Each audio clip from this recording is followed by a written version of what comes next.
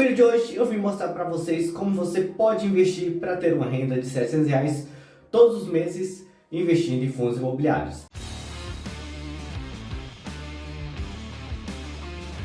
Se você não me conhece, muito prazer, eu sou Robson Andrade, faço conteúdo aqui toda semana falando sobre investimentos, mercado financeiro e sobre outros diversos assuntos relacionados também ao seu dinheiro. Se você não é inscrito no canal, te convido a se inscrever, me acompanhar por aqui, deixe seu gostei nesse vídeo, pois vai já estar me ajudando bastante. E para o vídeo de hoje, eu vim te mostrar como você pode começar com pouco e receber R$ 700 todos os meses investindo em fundos imobiliários. Se você ainda não investe em fundos imobiliários ou está pretendendo começar a investir a partir de agora, né, ou é iniciante, você já deve saber que para investir em fundos imobiliários você tem que estar ciente de que vai estar investindo em renda variável.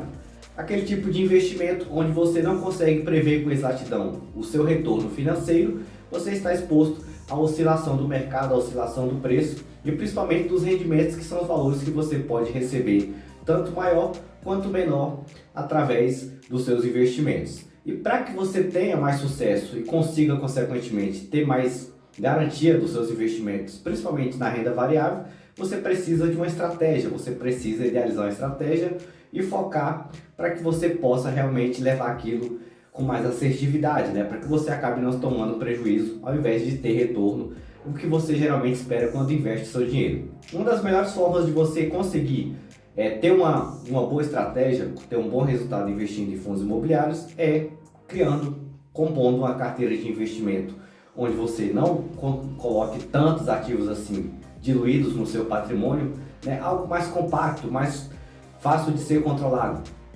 Não precisa exagerar na quantidade.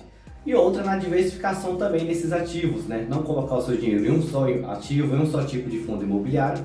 E claro, para o vídeo de hoje eu já fiz aqui uma pequena simulação, uma projeção de uma carteira de investimento com 5 fundos imobiliários, e eu vou mostrar para vocês um pouco quem são esses fundos imobiliários de agora em diante e quanto, né, de cada um ali foi investido para ter uma renda ali de aproximadamente R$ 700 todos os meses. E é o quanto você precisa hoje em dia, com o preço de hoje, né, com a valorização desses ativos, que você precisa ter em sua carteira de investimento para ter esse valor todos os meses caindo na sua conta ali, já livre de imposto. Então vou mostrar um pouco para vocês e falar sobre esses fundos imobiliários para que vocês possam aí falar também, deixar a sua opinião a respeito desses fundos imobiliários e em qual situação você se encontra hoje. Já recebe quanto de dividendo, né? Quanto que você já recebe de dividendo? Seu dividendo já paga uma pizza no final de semana? Seu dividendo ainda não compra nem um pirulito? Claro, faz parte, né, o começo de todo investidor é com pouco mesmo. No começo não vai pagar tanto assim, com o tempo. Quanto mais você vai fazendo aporte mensalmente, mais ao longo do tempo você aumenta os seus rendimentos. Isso faz parte, né? O importante é que você tenha ciência disso. Renda variável, você está expondo seu capital risco um pouco mais elevado do que na renda fixa. E, claro, ter sempre paciência e consistência no que você estiver como meta, no que você tem como meta, para você realmente conseguir realizar ali e atingir os seus objetivos. Mas vamos direto falar sobre esses fundos imobiliários e ver o quanto nós precisamos e quanto nós teríamos recebido fazendo um investimento nessa carteira de fundos imobiliários. E para isso, para nos auxiliar, vou utilizar aqui o site Investidor 10, né, que já tem aqui todos os ativos disponíveis para estudar, para analisar números e diversas outras informações que são bem interessantes aqui para quem gosta de pesquisar a respeito de ações, fundos imobiliários, de índices e diversos outros ativos que você tem aqui, informações relacionadas aí que podem ser do seu interesse, né? Eu já fiz aqui uma pequena projeção a respeito dos nossos investimentos e eu vou, né, compartilhar um pouco com vocês aqui a respeito desse investimento e também do quanto ali estaremos recebendo em média mensalmente. Uma carteira de investimentos hoje, principalmente fundos imobiliários, sendo bem alocada, bem distribuída, vai pagar em média entre 0,85 e 0,90 ao mês, né? Isso lembrando que eu estou falando de vários ativos em uma carteira, né? Pelo menos no mínimo 5 ativos, como é o caso dessa carteira de investimento que eu vou mostrar para vocês. Se for uma carteira focada simplesmente em um único segmento, pode ser que pague mais. Ah, se eu investir só em fundos imobiliários de papel, por exemplo, pode ser que eu receba um rendimento um pouco maior devido às taxas de juros, mas isso vai ser uma coisa de momento e não uma coisa que vai se manter mais constante ao longo do tempo. E a primeira forma mais correta de você fazer isso é distribuindo os seus investimentos em outros fundos imobiliários que tenham ali características específicas. Mas vamos falar um pouco sobre estes fundos imobiliários que estão aqui na minha carteira, né? São 5 fundos imobiliários. O primeiro dele é o VISC11, onde temos 153 cotas de VISC11 que foram adquiridas. E o VISC11 é um fundo imobiliário do tipo tijolo, né? A estratégia desse fundo imobiliário é investir em shopping centers, participações em shopping centers, e é um fundo imobiliário que seu patrimônio é composto por shoppings. Então, a partir desse momento, receba aluguel de shopping centers espalhados por várias regiões, tanto de São Paulo quanto do Brasil, de outros estados também. KNRI11, um fundo imobiliário que tem um perfil ali mesclado entre ser um fundo de papel e um fundo também de tijolo, né? Entre lajes corporativas, que são prédios de salas comerciais, e até mesmo galpões logísticos. É um fundo bem híbrido, assim, bem diversificado nos dois aspectos. Então eu aproveito um pouco da questão dos títulos e também dos imóveis físicos. HGLG11, um fundo imobiliário também de tijolo, somente focado em logística, e é o fundo imobiliário de maior composição patrimonial que nós temos disponível na Bolsa de Valores. O HGLG é o maior em patrimônio e também é um ótimo fundo imobiliário com ótimos indicadores. Então já temos aqui fundos de shopping, fundos híbridos, focado em papel e prédios também, salas corporativas, galpões logísticos como KNRI, HGLG de logística e por último temos o MXRF11, que é um fundo imobiliário de papel, muito conhecido, é o fundo imobiliário que tem mais investidores na Bolsa de Valores. E aqui um fundo imobiliário também de papel, que é o IRDM11, porém com um perfil um pouco mais apimentado, digamos assim, do que o MXRF11. É um fundo imobiliário que geralmente sofre mais oscilação nos seus rendimentos em relação à composição da sua carteira de ativos, né? O IRDM11 é predominantemente o seu portfólio, o seu patrimônio é composto de títulos de papel. O MXRF11 também tem uma boa parcela também desse mesmo tipo de estratégia, porém possui alguns imóveis físicos também no patrimônio do MXRF11. E RDM11 não, é 100% full time títulos de papel, principalmente CRI, né? CRI e LCI, que são títulos ali relacionados ao setor imobiliário. Então uma carteira com esses 5 tipos de fundos imobiliários, e são bons fundos imobiliários no caso, né? Estou falando aqui de fundos imobiliários que pagam bons dividendos, que têm um patrimônio muito grande. A maioria desses fundos imobiliários aqui tem um patrimônio acima de 1 bilhão, outros chegam até quase 5, 6 bilhões em patrimônio, como por exemplo KNRI. E as variações aqui dos seus preços em relação a 12 meses até a data atual foram mais ou menos essas aqui. Temos aqui uma pequena desvalorização do IRDM11, principalmente por um motivo que eu falei, né? Um fundo imobiliário que tem um perfil ser um pouco mais agressivo. Isso não agrada a todas as pessoas, mas hoje pode ser uma boa oportunidade para outras também. O MXRF11, consequentemente, se desvalorizou ainda do seu preço de um ano atrás 3%, hoje ele está a 3% do seu preço anterior, né, sendo negociado a 10,19 e há um ano atrás era 10,51. HGLG se valorizou 2,5% praticamente, já a KNRI e o VISC11 com a valorização de 11,3%, são os fundos imobiliários de tijolo, consequentemente aqui que teve a maior valorização. Por quê? Há um ano atrás a curva de juros começou a fazer um movimento de descida, né? Rendimentos de fundos imobiliários de papel, MXRF11 e RDM11, tendem a cair. Então o interesse do investidor começa a mudar, né?